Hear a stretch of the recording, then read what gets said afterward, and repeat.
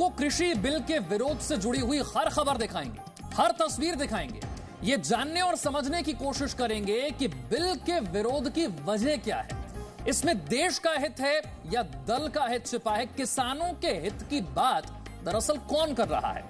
शुरुआत इन तस्वीरों से हम करते हैं। देश भर से किसानों के विरोध प्रदर्शन की ये तस्वीरें आई। पंजाब के फिल्लौर से, अमृतसर से, दिल्ली नोएडा बॉर्डर से, उत्तर प्रदेश में लखनऊ से, अमरोहा से, मुजफ्फरनगर से होते हुए किसानों के विरोध की ये तस्वीरें आई हैं। कहीं पर सड़क जाम की गई, कहीं नारेबाजी हुई, कहीं पर आगजनी तक हो गई। ये तस्वीरें देश भर से आई। सवाल ये उठ रहा है कि संसद में पारित हुए कृषि बिल के विरोध में जो ये विरोध हो रहा है, ये किसके हित में है? किसान के हित में या राजनीतिक दलों के हित में?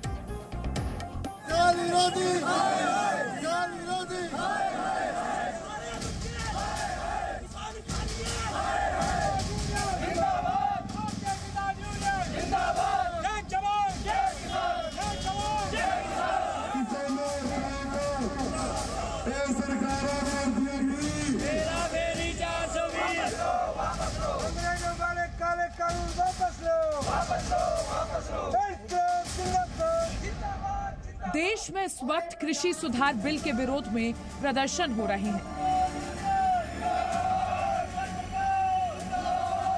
किसानों ने आज भारत बंद का ऐलान किया है। विरोध प्रदर्शन की हर तस्वीर आपको देखने की जरूरत है और ये जानने की जरूरत है कि क्या ये प्रदर्शन किसानों का हित है या फिर किसी दल विशेष का हित इनमें छिपा है। पंजाब में इसका सबसे ज्यादा असर दिखाई दे रहा है। अमृतसर में किसान बिल के विरोध को देखते हुए भारी संख्या में पुलिस बल तैनात किया गया है। इसी के साथ पंजाब में किसान 24 सितंबर से 26 सितंबर तक रेल रोको आंदोलन कर रहे हैं, जिसकी वजह से कई ट्रेनें रद्द की गई तो कई ट्रेनों का रूट डाइवर्ट करना पड़ा।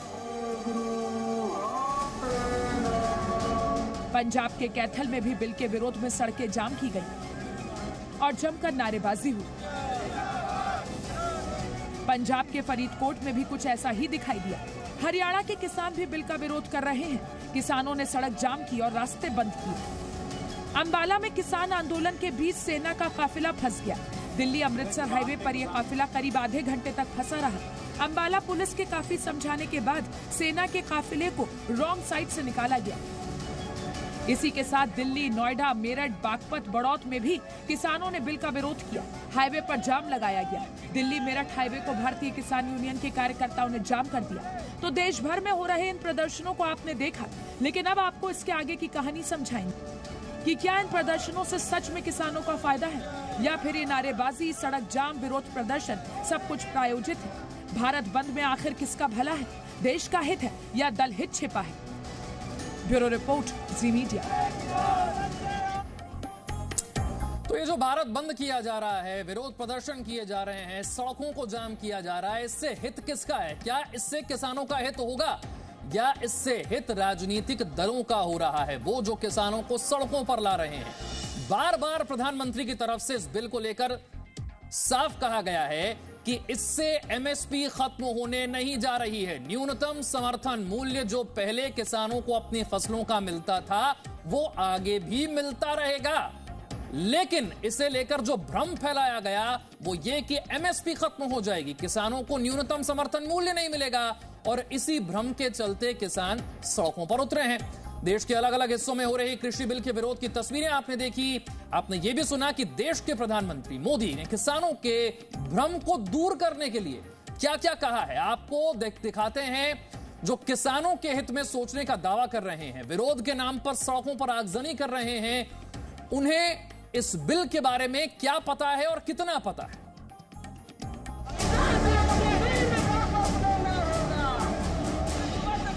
कृषि बिल के विरोध में प्रदर्शन हो रहे हैं और अब विरोध के साथ साथ सियासत भी तेज हो गई है। सरकार अफवाहें दूर करने में लगी है तो वहीं विपक्ष इस विरोध को किसानों के हित में जंग बता रहा है। कांग्रेस सांसद राहुल गांधी ने ट्वीट कर सरकार की नीतियों पर सवाल उठाए हैं। राहुल गांधी ने ट्वीट कर लिखा कि एक गलत जीएसटी ने सूक्ष्म, लघु एवं मध्यम उद्योगों को नष्ट कर दिया। अब नए कृषि कानून हमारे किसानों को गुलाम बनाएंगे। वहीं आरजेडी प्रमुख लालू प्रसाद यादव ने ट्वीट कर लिखा कि किसान के भले के लिए बिल सच्चे दिल से बनता है, पूंजीपतियों के साथ डील से नहीं। विपक्ष किसानों के इस प्रदर्शन को अपना समर्थन दे रहा है। पार्टियों के अध्यक्ष बार बार किसानों के मुद्दे को उठाने और उनकी आवाज सरकार तक पहुंचाने का दावा कर रहे हैं। ऐसे में सवाल ये है कि क्या ये प्रदर्शन प्रायोजित है? दिल्ली नोएडा बॉर्डर पर आज विरोध में जाम लगाया गया, लेकिन कई लोगों को विरोध की वजह यानी बिल के बारे में पता ही नहीं था। उत्तर प्रदेश के बलिया में समाजवादी पार्टी के कार्यकर्ताओं ने भी विरोध प्रदर्शन किया, लेकिन समाजवादी पार्टी के नेता किसान बिल के बारे में ठीक से कुछ बता नहीं पाए। सवाल इसीलिए बड़ा है क्योंकि विरोध करने वालों को विरोध की वजह तक नहीं पता। कैथल में भी प्रदर्शनकारियों को विरोध करना आसान लगा, लेकिन वो बिल को समझ नहीं पाए। सड़कों पर लगा जाम, नारेबाजी की ये तस्वीरें सिर्फ तस्वीरें नहीं हैं, सवाल है कि आखिर प्रदर्शन कितना सच है, इसमें किसानों का कितना हित है, क्या बिना चेहरे वाला विरोध राजनीति है, भ्रम फैलाने की सोची समझी प्लानिंग है? आखिर इसके पीछे किसका हित है, देश का या दल का? देखिए, कृषि बिल को लेकर सच्चाई क्या है, भ्रम क्या है, कैसे झूठ फैलाया जा रहा है, किसानों का प्रदर्शन कहां हो रहा है, सबसे सच्ची सबसे सटीक खबर आप जी न्यूज पर देखेंगे। हम शुरुआत से लगातार आपको बता रहे हैं कि जो कृषि बिल संसद में लाए गए, इनसे किसानों का हित कैसे होने वाला है। प्रधानमंत्री ने इस बिल पर क्या सफाई दी, कैसे बताया, भ्रम दूर किए, ये भी हमने आपको बताया। आज कृषि बिल के विरोध में कहां कहां प्रदर्शन हो रहा है, कौन कौन से राजनीतिक दल इसमें शामिल हैं, ये सारी जानकारी, ये सारी तस्वीरें, बिल्कुल सटीक जानकारी आपने जी न्यूज पर देखी। अब नेता ट्वीट क्या कर रहे हैं इसे लेकर ये भी लगातार आपको बता रहे हैं, और सवाल भी हम यही पूछ रहे हैं कि जो विरोध प्रदर्शन हो रहा है इसमें हित किसका है, किसानों का, राजनीतिक दलों का? बिल पर लगातार हो रहे विरोध के बीच प्रधानमंत्री मोदी ने किसानों के लिए क्या संदेश दिया है, आपको यह भी जरूर सुनना चाहिए।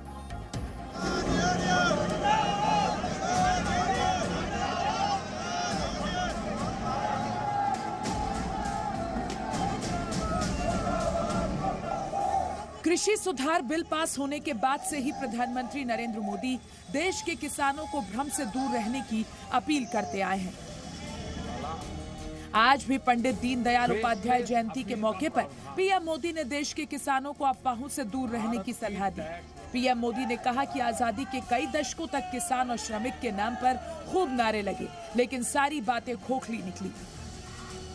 आजादी के अनेक दशकों तक किसान और श्रमिक के नाम पर खूब नारे लगे, बड़े बड़े घोषणा पत्र लिखे गए, लेकिन समय की कसौटी ने सिद्ध कर दिया है कि वो सारी बातें कितनी खोखली थी, सिर्फ नारे थे। मैं समझता हूं देश अब इन बातों को भली भांति जानता है। पीएम मोदी ने सवाल किया कि किसान और श्रमिक के नाम पर देश में, राज्यों में अनेकों बार सरकारें बनी, लेकिन उन्हें क्या मिला? किसानों को ऐसे कानूनों में उलझा कर रखा गया जिसके कारण वो अपनी ही उपज को अपने मन मुताबिक बेच भी नहीं सकता था।